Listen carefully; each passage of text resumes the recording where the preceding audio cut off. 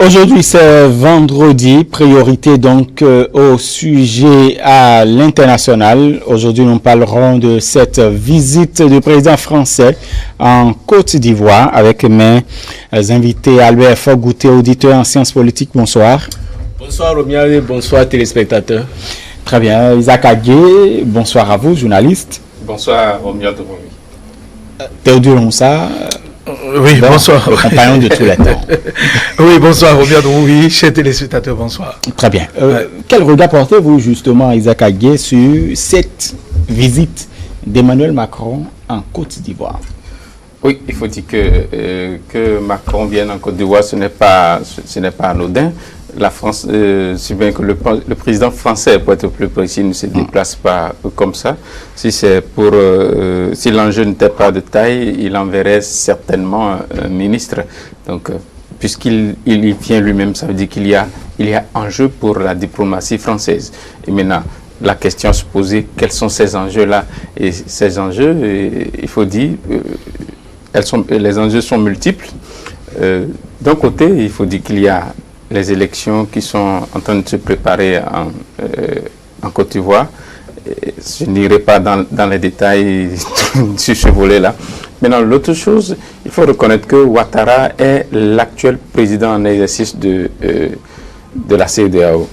Avec ce qui se dit sur la monnaie, sur l'éco, je pense que beaucoup de choses seront dites entre les deux chefs d'État par rapport à ce volet-là, parce que quand on dit éco, si la monnaie doit prendre, ça veut dire quoi? Il faut que forcément celui qui est le président en exercice de la CEDEAO joue de son poids pour que ça puisse véritablement prendre. Et je pense que c'est une sortie diplomatique, même si d'autres volets seront mis devant. Ah, en fait, vous voulez parler donc de l'UEMOA. Voilà. L'UEMOA, bien sûr. Théodule Moussa, effectivement, il y a un ancien président français qui a dit que la France n'a pas d'amis, la France n'a que des intérêts.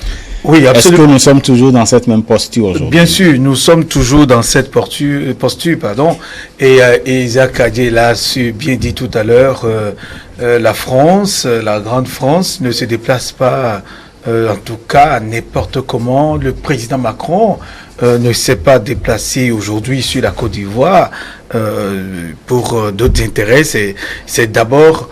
on a étudié, on a vu que la Côte d'Ivoire constitue un point stratégique pour la France. On veut s'assurer d'abord que la stabilité qu'il y a en Côte d'Ivoire est toujours de mise, c'est-à-dire la candidature, Isaac l'a évoqué, c'est-à-dire que très prochainement il y aura les élections en Côte d'Ivoire et certainement Macron... Alors que quand le tournant est mal pris, négocié, vous savez, parce que il y a Ouattara qui disait que si les anciens vont poser leur candidature, c'est que lui-même il sera en lice. Dans le cas contraire, il verra ce qu'il faut faire, mais qu'ils n'en sont pas encore là.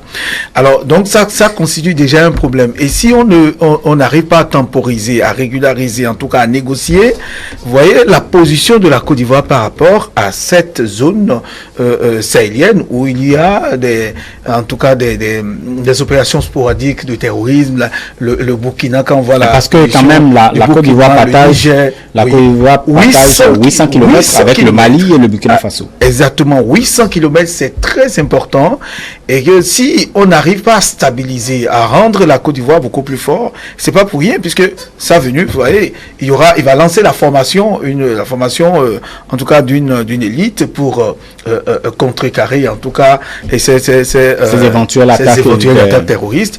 Et donc, si on n'arrive pas à calmer, en tout cas à maîtriser la Côte d'Ivoire en tant que base solide, confiante, et que la Côte d'Ivoire arrive, et ça éclate de l'autre côté, ce serait véritablement une porte ouverte pour l'avancée des terroristes. Et donc, il faut veiller à ça, il faut étudier ça, il faut pouvoir trouver un terrain d'entente, calmer le jeu de ce côté-là. Et l'autre chose, la Côte d'Ivoire, au sein de l'UEMOA, et même au sein de la CEDEAO, constitue une force économiquement puissante qu'il ne faudra pas du tout négliger, qu'il faut canaliser et voir qu'est-ce qu'il faut tirer, qu'est-ce qu'il faut faire pour que ça se passe très bien, pour que la paix règne, en tout cas dans la sous-région ouest africaine. Très bien. Albert Fogouté, avez-vous la même lecture que Isaac Aguet et puis Théodore Moussa? Oui, bien sûr que oui, mais ce que moi j'allais augmenter à ce qu'ils viennent de dire,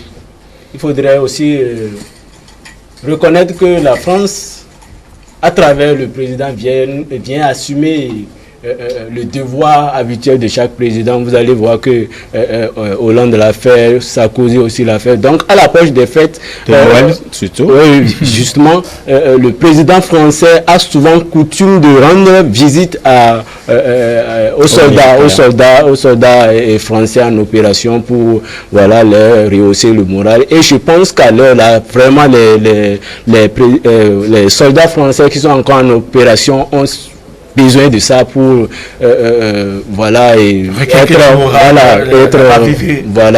rehausser un peu dans le moral. Et aussi il faudrait voir aussi un point politique à ne pas négliger. Je ne sais pas si ce serait évoqué, mais ce serait bon que le président français essaie de l'évoquer, que le président actuel de la Côte d'Ivoire qu'il revienne sur sa position et de dire que voilà, si mes prédécesseurs vont déposer, je vais aussi... Mais il a le droit quand même d'être candidat, parce que aucun test ne l'interdit, ne lui interdit. Justement, moi je suis en train de défendre l'argument qui dirait si mes prédécesseurs déposent... S'il veut déposer, qu'il dépose comme un candidat, comme un Ivoirien qui a le droit de faire. Ça n'engage que le président. On a déjà entendu dans ce pays, s'il est candidat, je serai candidat. Donc, entendre cela ailleurs, c'est rien de super. Il a quand même le droit d'être candidat, s'il le souhaite. Effectivement, s'il le souhaite, il a le droit d'être candidat. Et toute lecture bien faite, je pense qu'il sera même candidat. Parce que la constitution ivoirienne, il n'est pas frappé par la constitution, donc ça veut dire qu'il le fera, justement, qu'il y a de petits réglages à faire.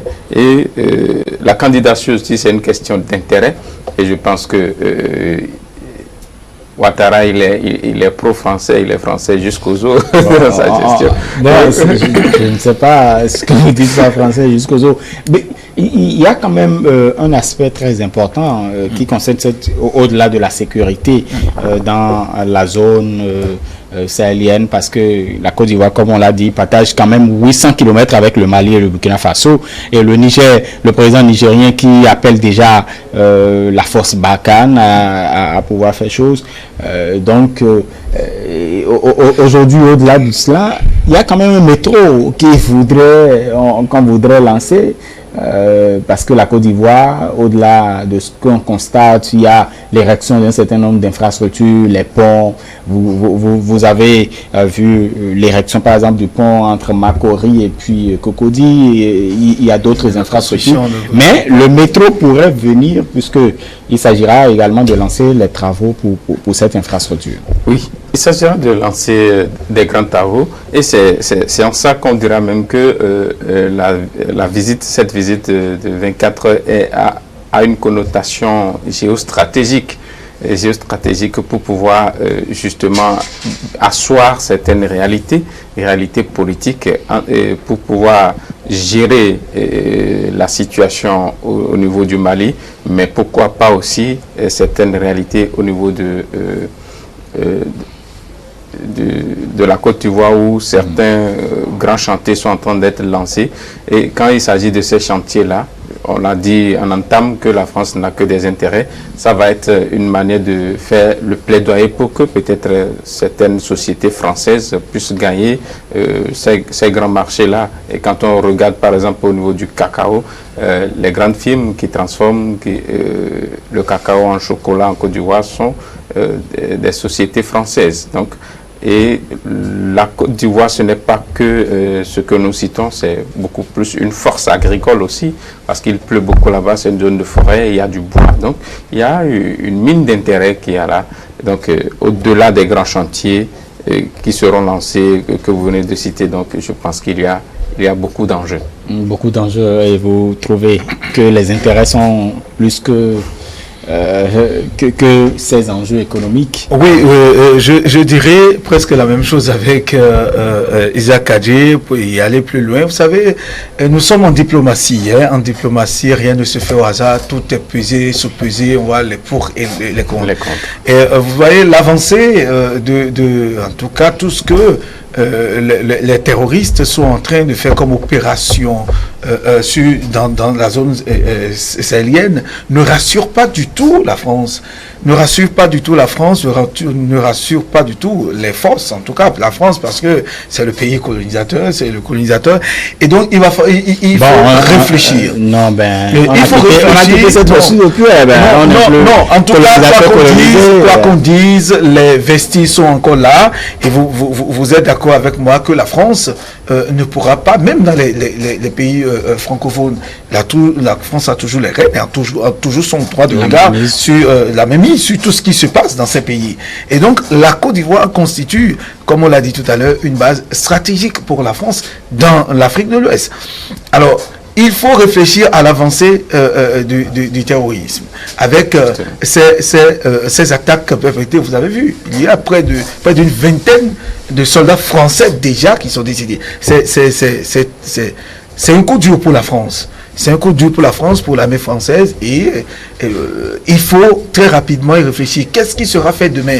Quelles sont les éventuelles opérations qui seront encore menées les jours à venir? Personne ne sait. Donc il faudrait renforcer la sécurité, en tout cas le dispositif, le mécanisme. Voilà là où on en est. Et puis, qu'on le veuille ou non, la Côte d'Ivoire doit être, c'est-à-dire la France doit rechercher la stabilité dans ce pays. Pour les autres candidats aux élections, les éventuels candidats, la France, qu'on se dise la vérité, ne les maîtrise pas pour autant.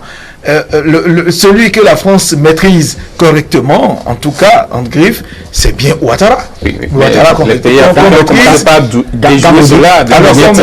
Ouattara qu'on maîtrise, donc il va falloir militer, en tout cas mettre la sécurité autour, réfléchir pour que ce monsieur soit toujours là pour défendre les intérêts de la France. Et l'autre, tout ça là, il y a quand même quelqu'un après 6 mois passés à l'étranger, il est rentré. Je ne parle pas de l'autre, je parle bien évidemment de Guillaume Soro. Guillaume Soro qui est rentré. Est-ce que cette visite n'est pas comme une opportunité pour l'homme, puisqu'il rentre aujourd'hui, il rentre maintenant? Oui, il est rentré. Est-ce qu'il aura avec des prétentions aussi? N'oublions pas, Guillaume Soro a de très grandes prétentions. Non, mais il a déclaré, il a dit clairement qu'il ira aux élections. Alors, donc, la descente du président Macron aujourd'hui n'est pas du tout anodine. Il faut réfléchir, calmer la tension pour qu'on ne revive pas ce qui s'était passé en temps. Parce que vous savez, voilà un peu Guillaume Soro, Ouattara, et puis les autres de l'autre côté, où il ne faudrait pas du tout, personne ne veut revivre la situation qui s'était passée en Côte d'Ivoire les années précédentes. Jamais, plus jamais ça. Même les Ivoiriens eux-mêmes ils l'ont chanté, plus jamais ça. Et donc il ne faudrait pas du tout que ça arrive. Alors ajouter à toutes ces acrobaties diplomatiques, il faut quand même que la population ivoirienne savoure quelque chose. C'est pourquoi on a parlé de la construction du métro, construction d'un grand marché qu'on a lancé à Port-Boué, etc. Ce sont là des actions de façon voilée pour montrer à la population, voilà un peu ce que nous avons. Au-delà de ça, il n'est pas le seul à aller en Côte d'Ivoire pour quand même lancer des travaux de telle infrastructure et de telle infrastructure. Oui. Pour d'ailleurs revenir sur la première question que vous avez posée tout à l'heure, à savoir la construction du métro et tout ça, je pense que vous voyez en Afrique, la France tente de se rattraper par rapport aux réalisations chinoises. Vous voyez, si vous allez voir les réalisations, l'investissement des Chinois en Afrique, je pense que si la France ne va pas à l'offensive, si elle n'attaque pas de cette façon, elle pourra se voir détrônée par les Chinois et sur le plan diplomatique, dans tous les sens.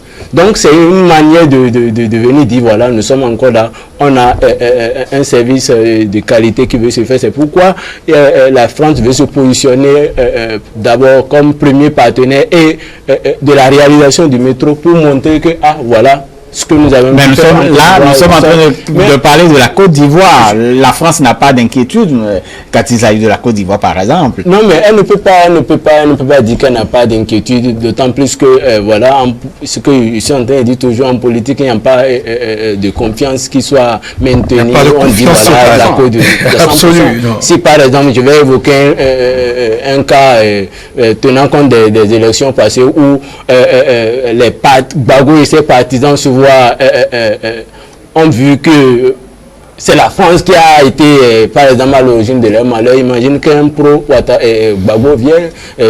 Je vous dis que le climat politique ne serait pas le même. La Côte d'Ivoire serait, la France serait le premier pays à booster au dehors concernant la diplomatie. Et ce que je suis en train de trouver par rapport à cette visite d'Emmanuel Macron, je pense que, vous voyez, la France n'a tellement plus la main dans les autres continents concernant la diplomatie. Vous allez voir qu'elle est en perte de main dans l'Asie et même bon, sa seule base diplomatique, c'est en Afrique. C'est pourquoi vous allez voir, en l'espace de quelques années, Macron a multiplié beaucoup de voyages en Afrique et même dans les pays francophones pour dire voilà, nous sommes là et nous sommes vos partenaires, voilà. Et il était en train de souligner que cette fois-ci, il n'y a pas le partenariat. De ne pas prendre ça comme un France-Afrique, non. Il dit voilà, partenariat gagnant-gagnant et voilà, comme partenaire, voilà, vous êtes souffert. Je pense que Macron, en venant ici, ne se montre plus, ou bien il ne se fait plus maître de l'Afrique, ou bien maître d'un quelconque pays, se montre comme partenaire. Ah, nous pouvons coopérer et tout. Et surtout qui vient avec des dossiers d'une grande importance et la sécurité. Tout ce dont le Sahel a besoin maintenant. Et je pense qu'au-delà de ça, la multiplication de ces gestes envers l'Afrique serait pour calmer ne serait-ce qu'un peu le sentiment anti-français qui naissait dans le Sahel.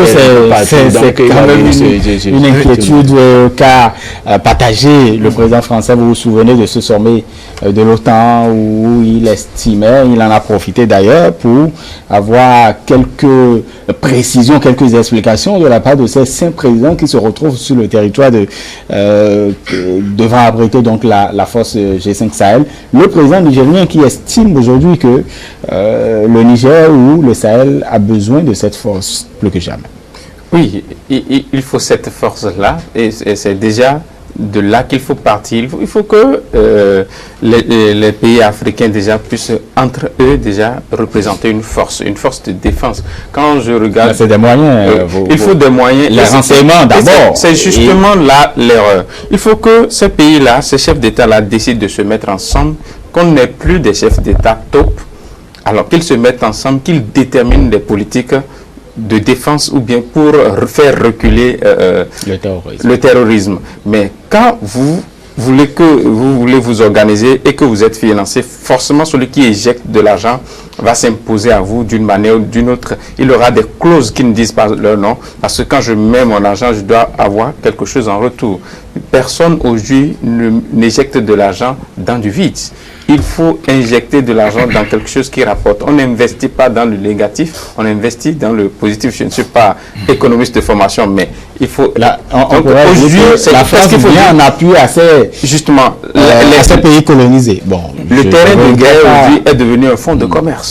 Là où il y a la guerre aujourd'hui, c'est devenu un fonds de commerce et les puissances y mettent de l'argent. On dit d'accord, je vous fournis des armes pour vous défendre, mais en contrepartie, comment récupérer ces fonds-là? C'est justement là que nos ressources en pâtissent. Très bien. Pour finir. Oui, vous savez, après la Côte d'Ivoire, Macron va au Niger. C'est annoncé, il sera au Niger. Et vous pouvez compter le nombre de fois déjà que le président français Macron est allé au Niger cette année 2019. Ce n'est pas tout ça là, ce n'est pas avec tout ce que le Niger comporte aujourd'hui. Non, mais on pourrait dire que la France est en concurrence avec les États-Unis. Les États-Unis avec la Chine.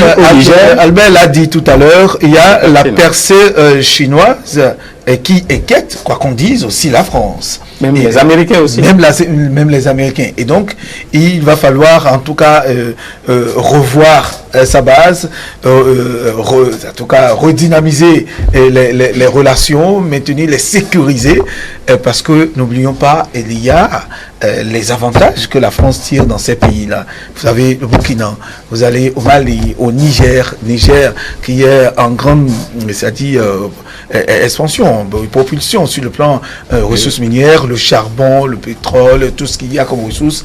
Eh bien, c'est clair. On comprend qu'il y a également les compagnies françaises qui sont au Niger, qui travaillent, qui exploitent. Et tout ça, ce n'est pas pour rien. Et donc, c'est clair que cette visite, cette descente répétée, je dirais, dans la région, c'est vrai, on met le terrorisme en avant, oui, nous voulons faire une force Barkhane, nous voulons contrecarrer. Les propos que vous tenez, c'est les propos de justement, sinon, le président français,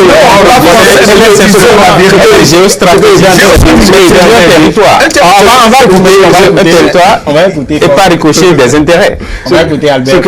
Ce que moi j'étais en train de dire, reconnaissons une fois ça, il faut reconnaître, la France est en Afrique pour sécuriser, pour aider ses partenaires à lutter contre. C'est pas que voilà la France souhaite le terrorisme pour au contraire au contraire le terrorisme menace comment dit-on les intérêts français. Quand nous allons regarder Areva de l'autre côté et nous regardons Total entre la frontière Mali, Niger et Mauritanie, vous allez voir que c'est là.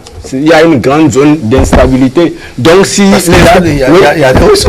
les compagnies françaises travaillent là, et donc si le terrorisme continue, la France elle-même serait perdante, puisque, comment dit-on, ces deux compagnies que je viens de citer vont fermer et désormais payer. Et c'est l'État français ou bien c'est la France qui paie. Et aussi avec les réalisations, quand nous allons regarder ce qui veut être fait à travers les métros et d'autres choses, vous allez voir que si le terrorisme continue, la France est aussi perdante. Donc, et au-delà de ça, je pense que la France est en Afrique pour une bonne raison. Donc, pas qu'elle motive le terrorisme. Je n'accuse la France de rien, mais je voulais faire... Personne n'a dit quel motif. Je n'accuse la France de rien, mais je voulais faire un petit développement. Pour finir.